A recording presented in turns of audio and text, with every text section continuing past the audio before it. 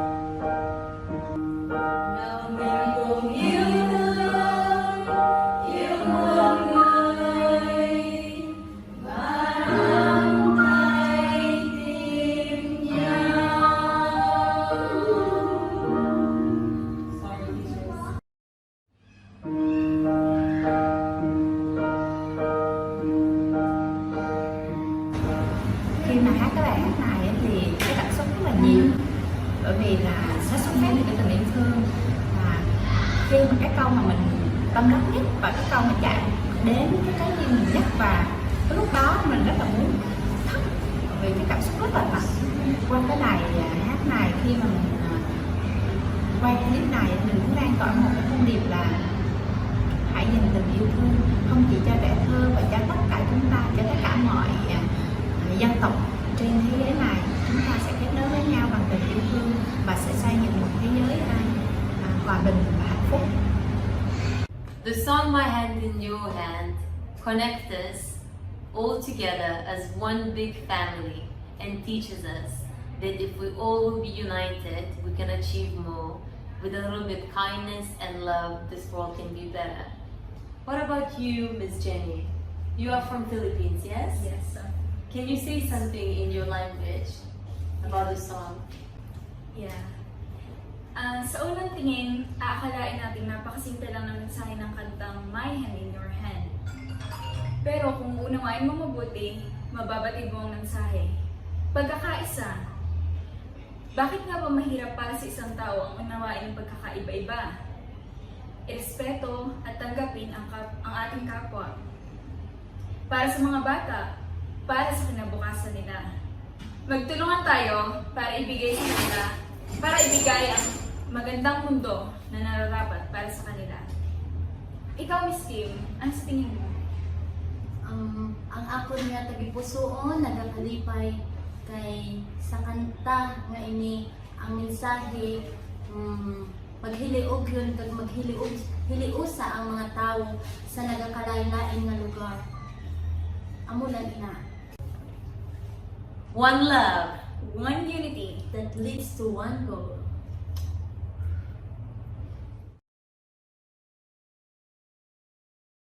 My name is Johari Abdul Malik. As a father of 3 Black American children who benefited from a Montessori education, I strongly encourage you all to support the Black Montessori Education Fund. When my son was about 2.5 years old, my wife and I began looking for a school. And when we looked around at all of the different early childhood education programs, we were like, our son is entirely too smart to go into rooms where children are jumping around and there's chaos and disorganization.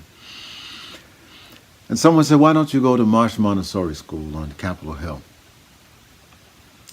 And so my wife and I, we went to take a look at the school. And when we were approaching the classroom, it was so quiet at first, we didn't think anybody was there. And when we peered in, we saw that there were children working independently.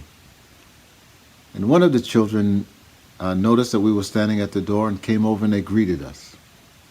And we said, we're looking, we have a meeting and so on. They said, well, this, I don't know, 4 or 5-year-old said, please have a seat here and I'll get him for you. And as my wife and I were sitting observing the classroom, we had the feeling that, oh my God, we know that our boy is really smart and we've been teaching him at home and he's pretty disciplined, but I don't know if he's going to be able to make it in this environment. We were so impressed. Marsh Montessori School was run and founded by a Black American woman who made it her life's work to establish a school that would make Montessori education accessible to all children everywhere, but particularly for Black American children and children of color. And so today I'm asking you to support the Black Montessori Education Fund so that other schools like Marsh Montessori can be made available. To support training for Black Montessori teachers, scholarships for children to be able to attend, institutional support so that schools that are trying to get on their feet in predominantly Black communities will have a chance. Also for the foundation to be able to provide cultural sensitivity training and enrichment for teachers and parents and children who might think that maybe Montessori doesn't have the cultural roots needed to support Black children. And last, to help them to do the research to improve the quality and accessibility of a Montessori education for all of our children everywhere. So with that, I thank you. Do what you can, but do it now. Peace, I'm Dr. Aimee Fagan, and I want to thank you so much for joining the 150th celebration for Dr. Maria Montessori's amazing life.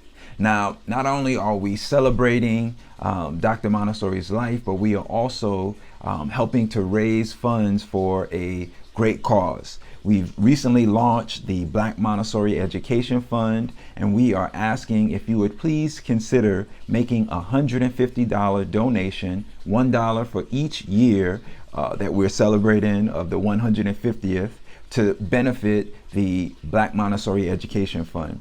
We are aiming with the BMEF to get more Black families engaged in Montessori education, more Black adults to be trained as Montessori teachers, more Black Montessorians to become trainers, as well as research on how Montessori is impacting the Black community.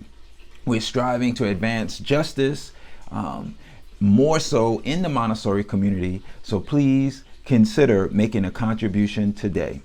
You can make one-time donation, or you could become a sustainer, which would be less than $15 a month. So please consider supporting our Black Montessori Education Fund today. Thank you. Peace.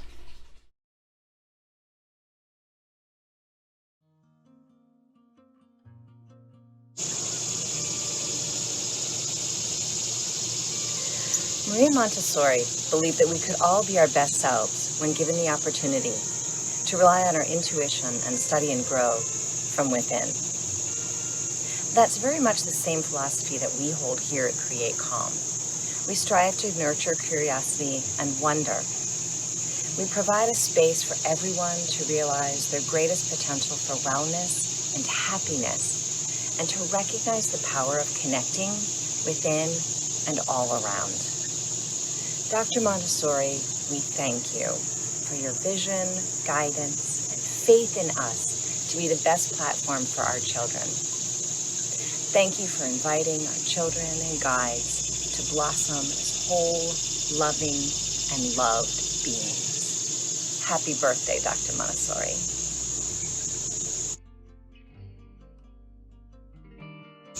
Today, we are going to blossom like flowers and do some flower blossom yoga.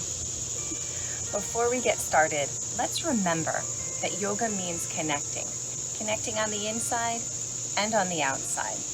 And it means we always do our best as long as we can follow our intuition, our inside knowing. So children and guides may not always be able to do the same things, but we all support each other in whatever that doing is. The first thing we want to remember in yoga is to love ourselves and love each other. So reach your arms out and gather up as much love as you can.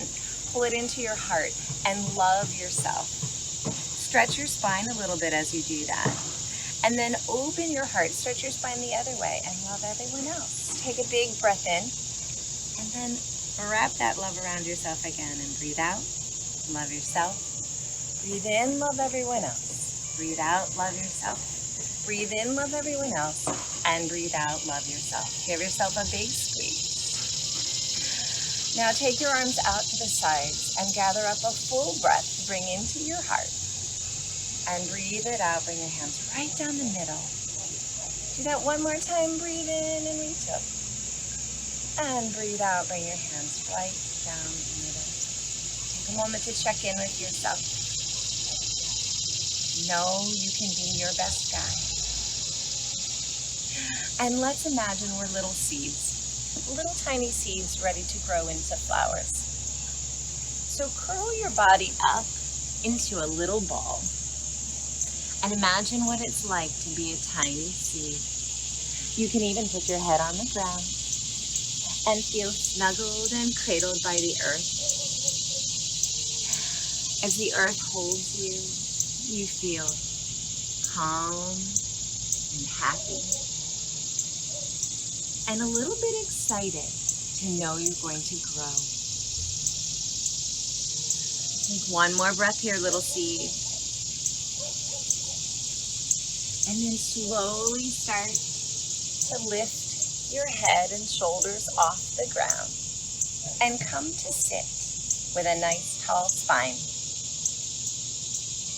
Now we're going to wiggle a little because we still have some dirt on us. So move your spine forward and back. As you breathe in, move forward. As you breathe out, move back. We're wiggling through the dirt, just starting to wake our little seed flower bodies up. All right. Now grow your spine really tall. Reach out and imagine you're starting to grow even bigger. And this time spread your arms way out like little roots or sprouts growing through here. Breathe in and stretch out. Nice job. And one more time, breathe in and stretch out. Oh, little seeds, give yourself a yawn. And a big stretch and wiggle and squiggle a little bit more. And then place one hand on the floor and stretch over here and say hi to your little seed friends. And reach over here and say hi to your little seed friends. And one more time over here. Oh, it's getting pretty exciting to think about blossoming into flowers. We're almost there. We just have a little bit more growing. So let's take another big breath in, because we know that air carries all kinds of nourishment for us. And big breaths help us to grow. So now put your hands on your little seed edges, your shoulders if you're a little being, and twist your body side to side to further wake up that trunk of your flower, that stem that grows so strong and holds you. And breathe into one side and breathe out to the other side, and make whatever sound you want to hear your breath. Wish, wish, wish, wish, wish. Good job. Keep those elbows up and out to the sides. This is where your flower's gonna blossom from. Alrighty. Doing great. Now slow it down and grow a little bit more. Breathe in and breathe out. Feel your little blossom starting to grow. Breathe in and breathe out. And one more time. Breathe in, and this time when you breathe out, bring your hands right down the middle, right to the center of your stem. Now stretch those legs out in front of you. Your roots have grown so strong. Wiggle, wiggle, wiggle, wiggle. Wiggle those toes and those fingers and those arms. Shake all of that dirt off as you feel yourself reaching up to the sky. Reaching up and growing. Let's take a big breath straight up and arch back a little bit and feel the sunshine and pull it right down through your stem. That's how seeds and flowers grow. Breathe in and reach up. And pull that sunshine in. And one more time. And pull that sunshine in. Well, wouldn't you know, your little bud is starting to grow. So bring the bottoms of your feet to touch and your legs out to the side like beautiful edges, flower petals. And make your knees bounce a little bit, like flower petals starting to stretch out from their center. So many flowers that we know grow big in the day and curl up at night to sleep. So imagine the morning sun waking your body up, and feel your flower petals wanting to move a little bit more and a little bit more.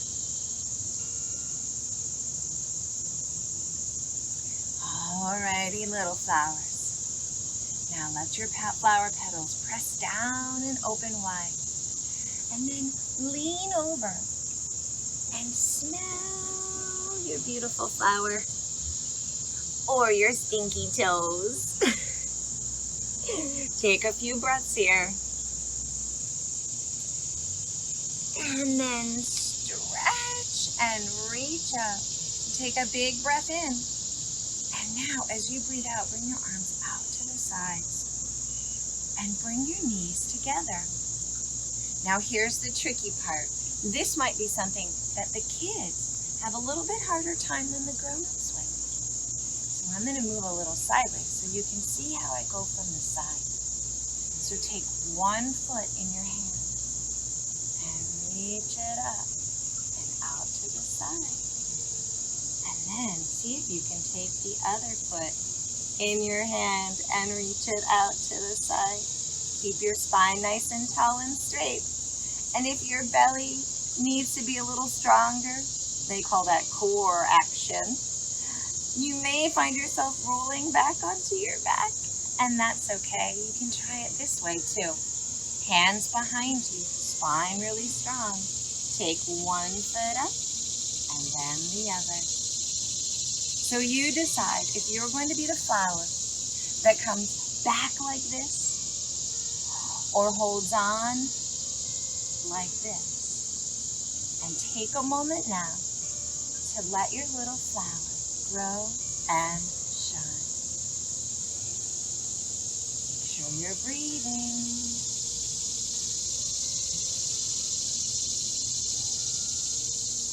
Nice job. Now, plant your roots in the ground and grow yourself really tall. And we're going to try making flowers standing up now. So plant your feet really strong, reach up into the sky, and stretch out in the sun.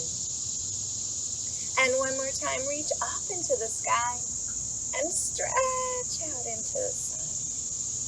Now here's the tricky part. You need a little help balancing.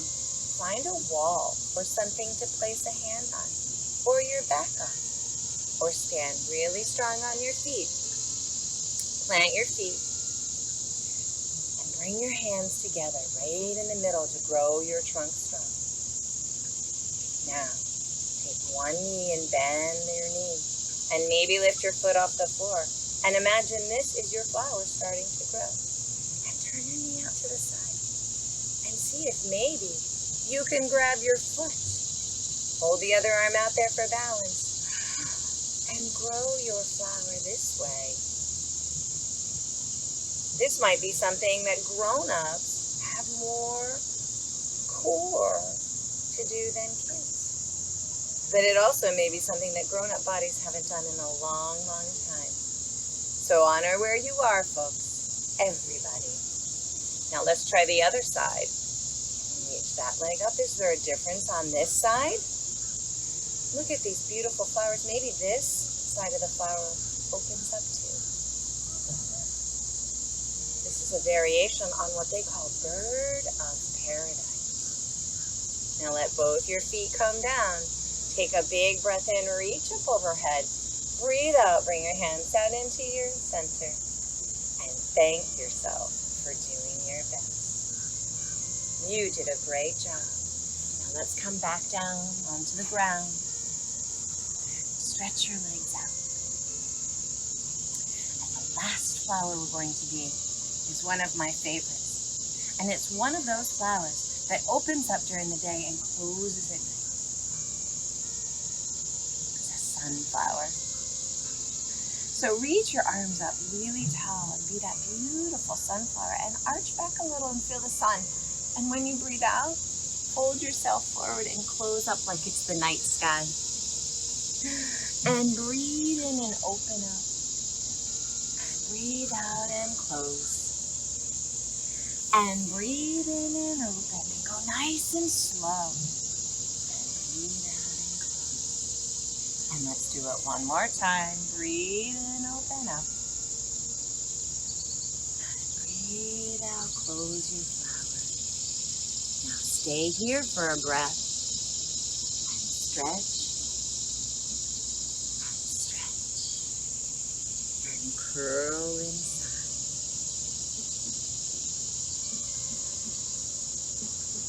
Now lift up just a little bit.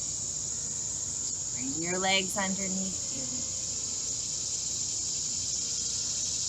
And fold your body back into your shell.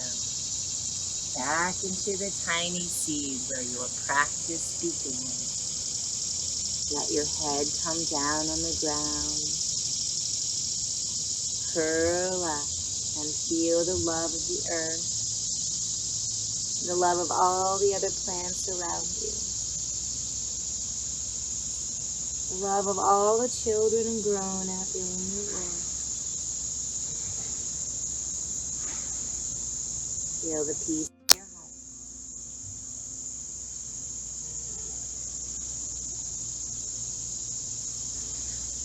And when you're ready, slowly start to sit up. And as you come to sit up, feel the peace in your heart. Feel the calm in your body. And hopefully a little bit more balanced energy. Take a big breath in. And breathe it out. Bring your hand to your heart. And as you bring your hands to your heart, thank yourself one more time for doing your best. And if you'd like, the word we use in yoga to honor that best is namaste. So join me in saying namaste. And have a great rest of your day.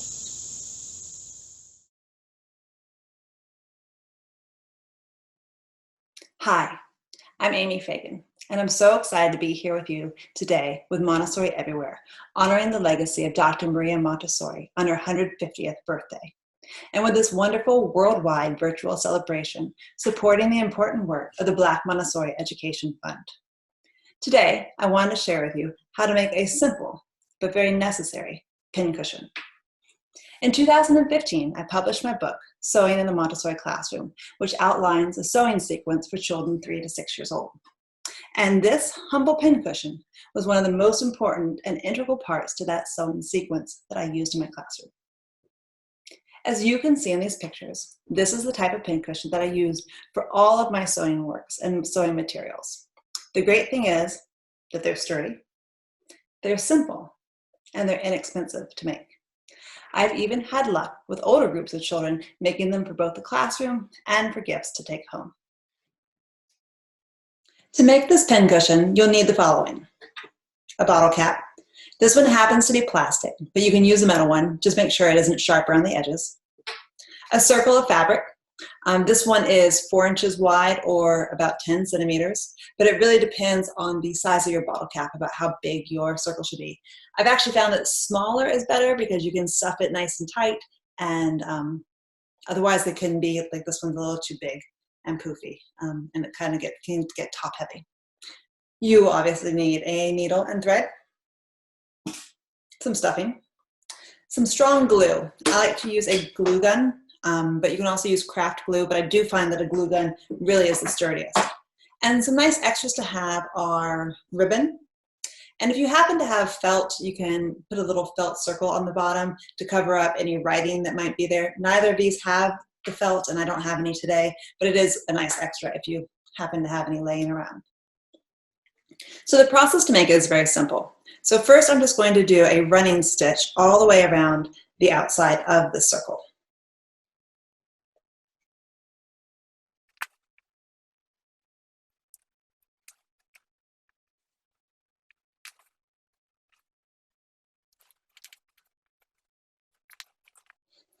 So now you can see I've done the running stitch all the way around the outside edge of the fabric, and you can see it's starting to kind of draw together. So now what I'm going to do is I'm going to pull it a little tighter, and I'm going to start filling this up with stuffing. And as I fill it with stuffing, I'm going to keep pulling the thread a little tighter. Add some more. You want to add enough that it's sturdy enough to really hold the needle up, but not so full that it will be too hard for the child to get the needle to go in. So once I think I have enough, I'm going to pull it really tight to close it up and draw it all together. And I'm going to sew this shut, and I'm going to kind of do an X across. I'm going to go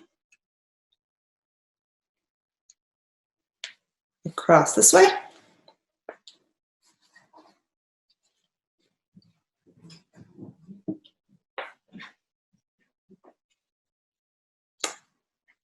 And then back across the other way.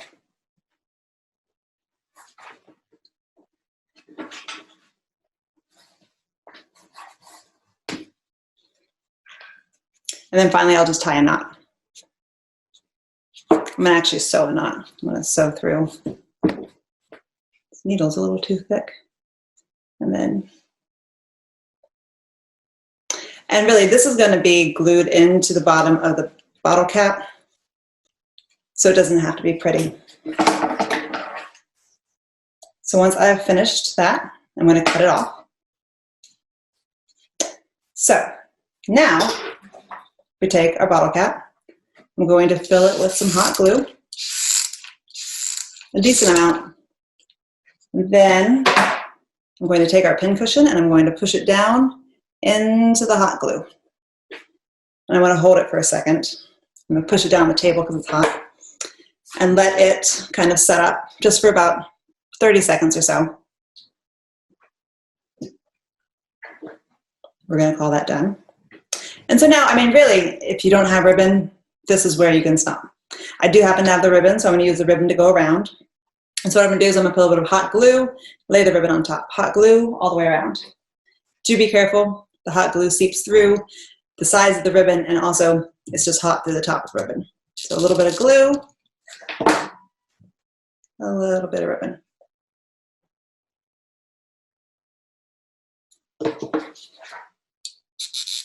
Glue, ribbon.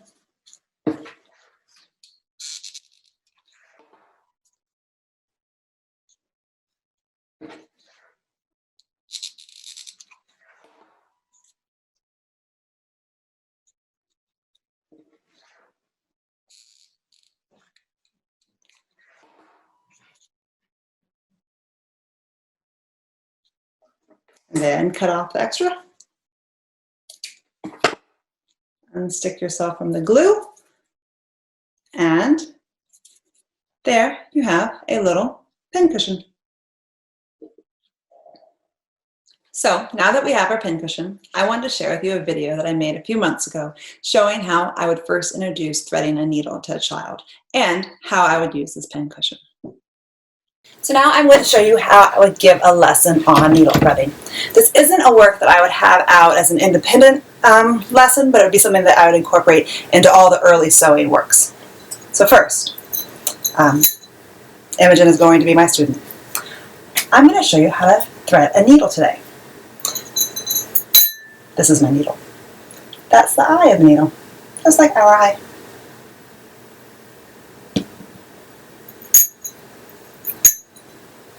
This is the big hook.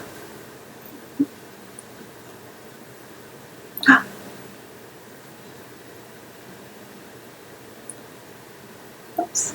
On the hook. Oh.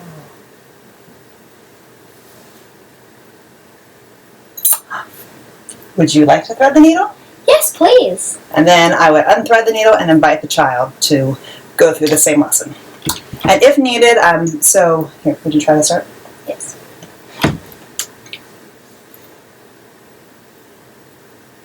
So once she would get it through, I could, to help scaffold it, especially if she was a younger child, I could then place it on the hook, or I could put it in her hand. And then sometimes I'll remind them to hold the bottom of the needle. And then even you can help them sometimes just pull it back.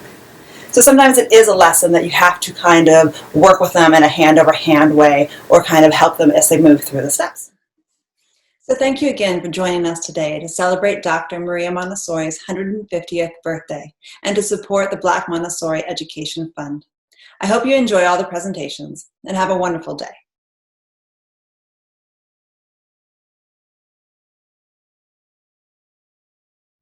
Hello, my name is Yuki Martin and I am an origami instructor based in Portland, Oregon, USA. It is an honor for me to be a part of this 150th birthday celebration for Maria Montessori.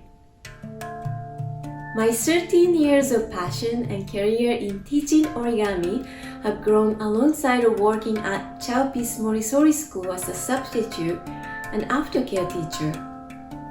I'm so grateful for that.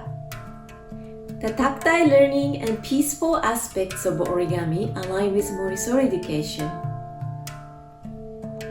Today in this event, I would like to show you how to fold the traditional paper crane, which is known as a symbol for peace.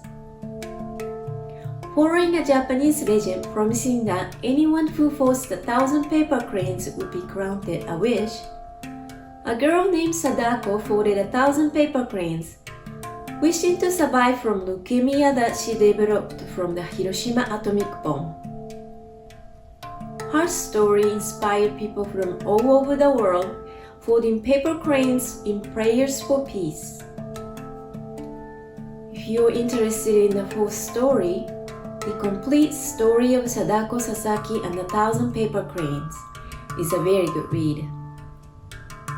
While you learn to fold this paper crane, I hope that you will find the repetitive and sequencing practice of origami peaceful.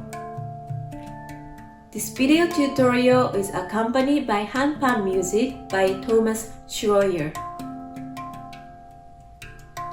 Before we get started, here are some basic origami tips. First of all, find a solid surface to fold on. Take your time to match corners and edges precisely and make a firm crease at each step. Always orient your paper according to your direction and compare your paper to what's been demonstrated. Best wishes and happy folding!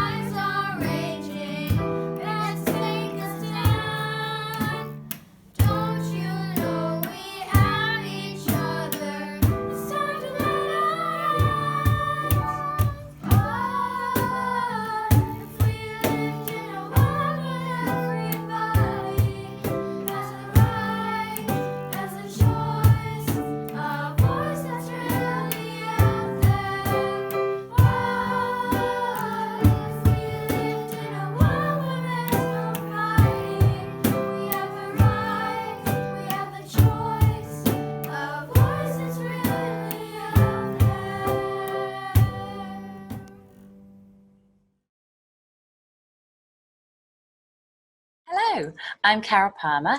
I'm a 9 to 12 guide at a Montessori school in New Zealand.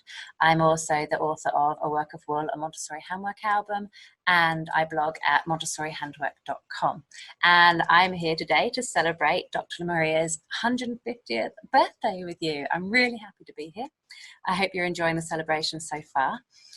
I was asked to share some handwork with you today, and so I gave some thought to what we could all do with at the moment. And I think at the moment, children and adults are in a state of higher anxiety than usual.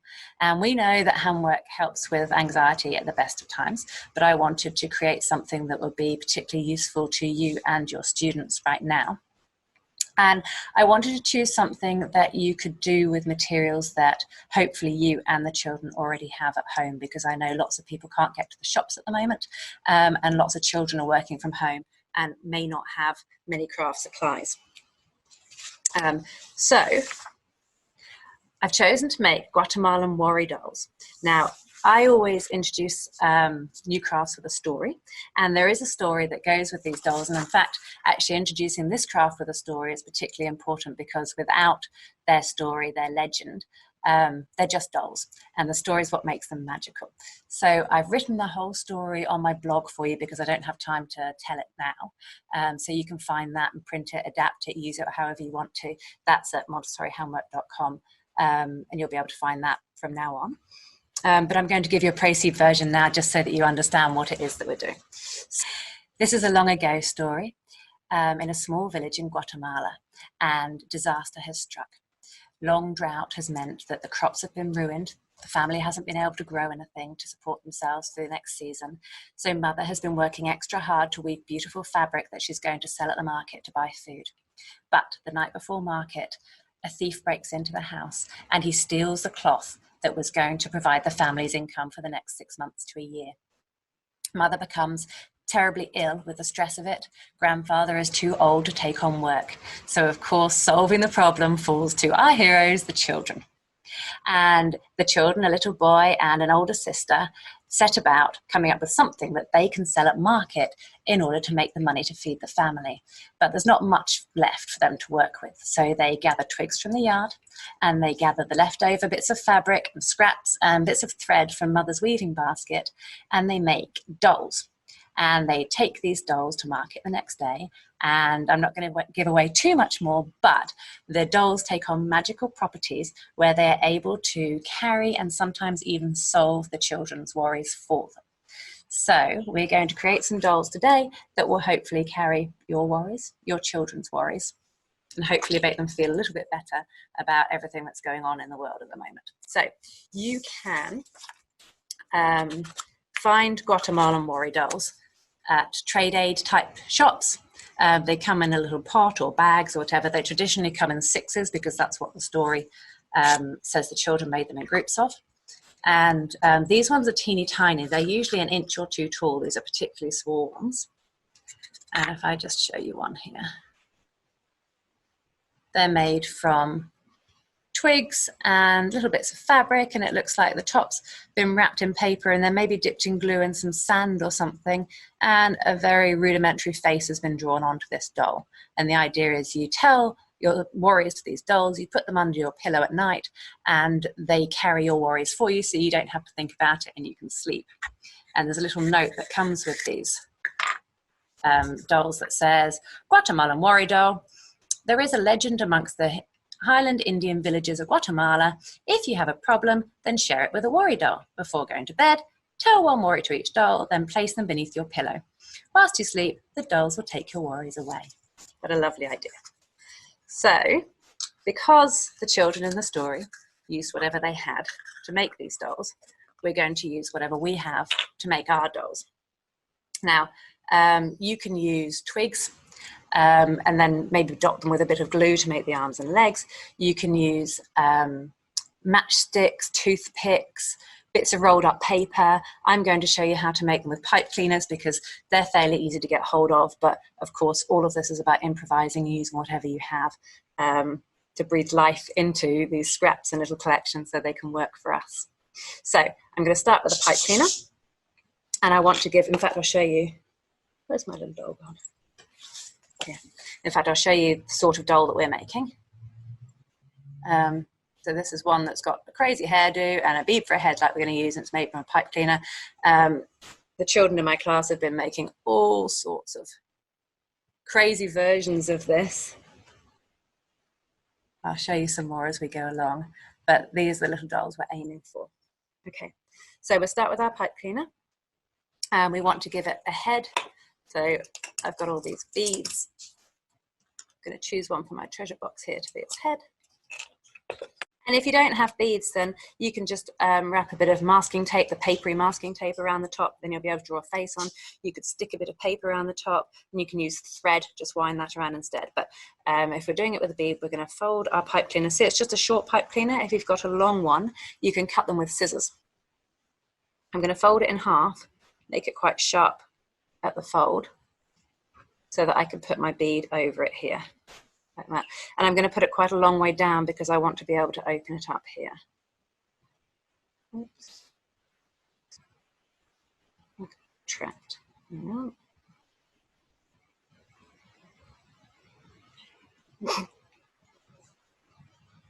Okay, so open it up there because that's where I'm going to add the hair, and then I'm going to slide it back.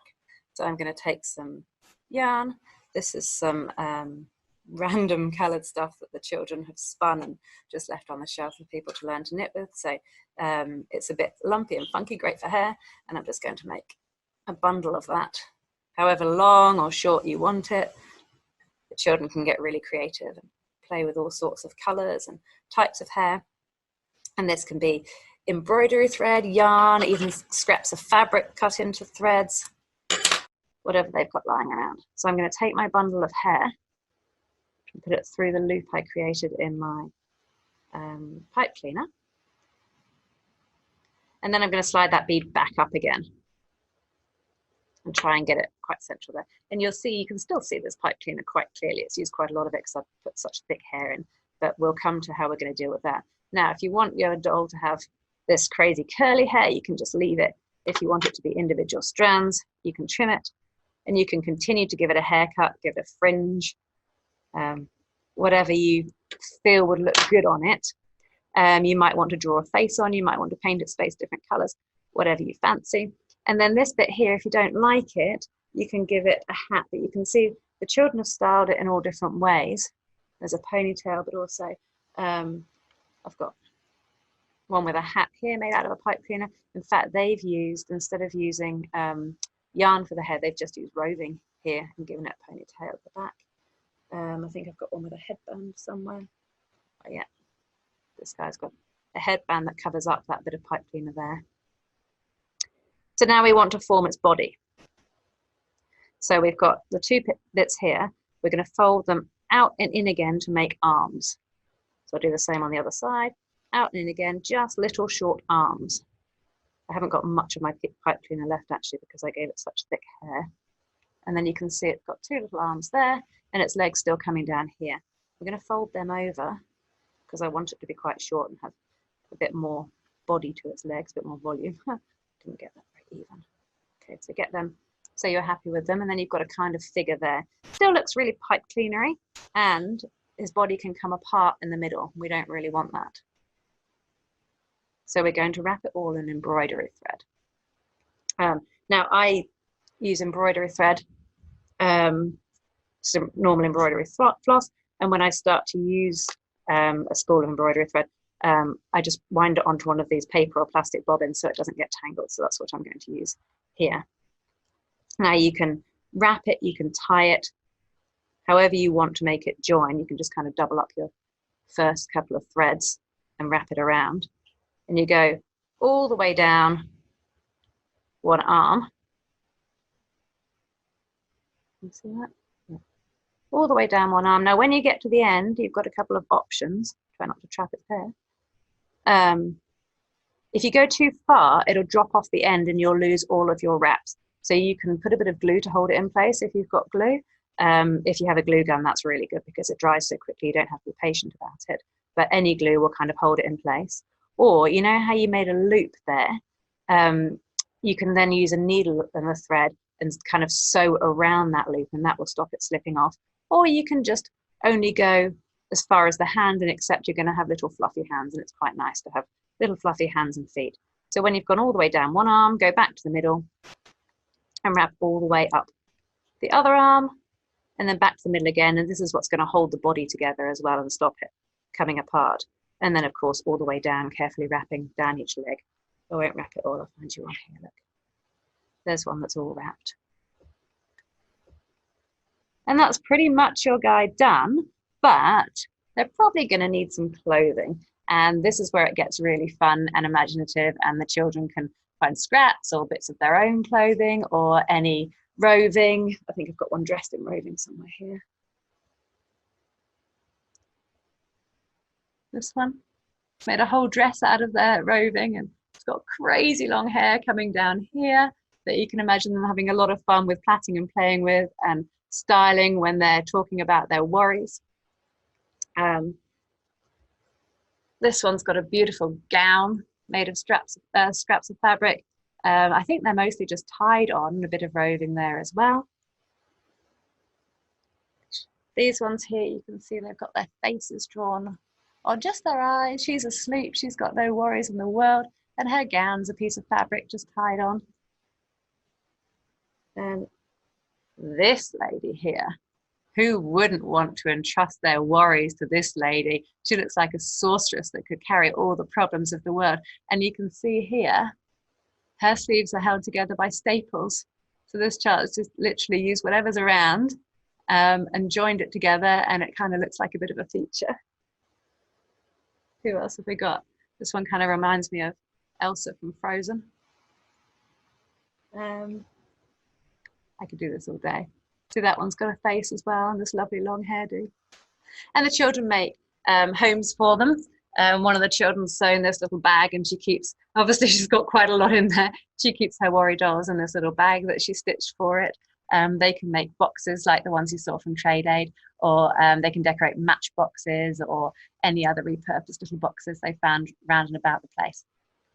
So hopefully you'll feel inspired to keep your hands moving while you're watching the rest of these presentations and joining these seminars, and make yourself a set of worry dolls, and hopefully you'll teach it to your children and they'll make some worry dolls, and the world will be just a little bit less anxious as a result.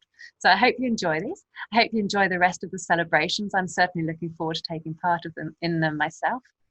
And stay safe, friends. Goodbye.